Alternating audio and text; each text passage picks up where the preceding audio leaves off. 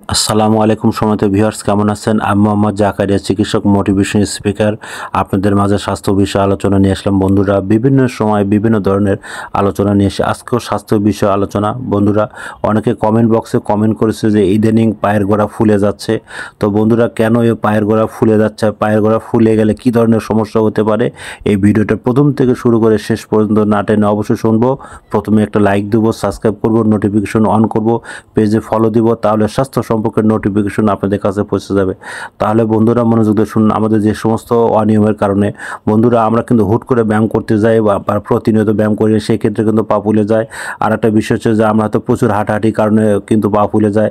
আর একটা বিষয় হচ্ছে যে আমরা সবসময় হয়তো শু পরে থাকি, সেই ক্ষেত্রে কিন্তু পা ফুলে যায়। আর একটা বিষয় সেটা হচ্ছে যে আমরা কিন্তু বিভিন্ন ধরনের এলোমেলো ওষুধ খাচ্ছি, স্টেরয়েড জাতীয় বা মোটা, সেই ক্ষেত্রে কিন্তু পা ফুলে যায়। আমরা এলোমেলো ওষুধ খাওয়া থেকে বিরত থাকবো, নিজেকে ভালোবাসুন, সুস্থ রাখার চেষ্টা করুন। এই ধরনের কখনো ওষুধপত্র খাবেন না, সেক্ষেত্রে কিন্তু কিডনি নষ্ট হয়ে যাবে। আর এই ধরনের অসুখ বিসুখ যদি কোথাও যদি কোনোভাবে ভালো না হয়, আমার 100 বছরের প্রতিষ্ঠান, আমার এখানে আপনারা সরাসরি আসতে পারেন। আমাদের এখানে ডিসক্রিপশনে নাম্বার দেওয়া আছে। তো বন্ধুরা, এতক্ষণ মনোযোগ সহকারে দেখার জন্য আপনাদের সবাইকে থ্যাংক ইউ, সবাইকে ধন্যবাদ।